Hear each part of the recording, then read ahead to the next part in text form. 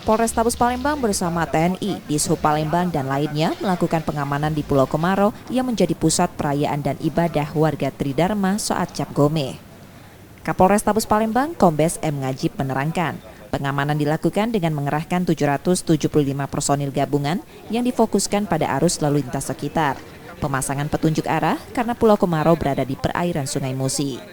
Pengamanan juga akan dilakukan di perairan pada warga yang menyeberang dari dermaga Ampera menggunakan kapal motor cepat.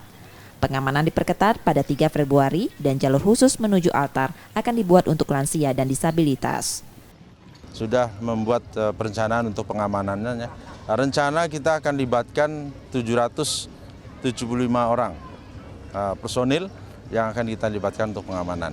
Dan tentunya ini gabungan antara TNI, Polri, kemudian dari Dishub, dari Satpol PP dan juga dari KSOP dan KPLP dari KPLP dan dari TNI AKL untuk pelaksanaan pengamanan.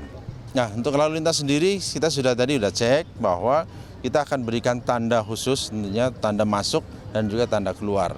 Dan juga ada pengkhususan nanti untuk tempat masuk dan keluarnya orang-orang yang lansia dan juga disabilitas. Tentunya kita akan lebih khususkan, lebih utamakan. Polisi mengimbau warga yang datang untuk beribadah maupun berwisata ke Pulau Komarau tertib dan menyesuaikan kapasitas tempat di Pulau Komarau yang hanya 6 hektar itu. Reski Oktora, Muklas Diferensial, Kompas TV, Palembang, Sumatera Selatan.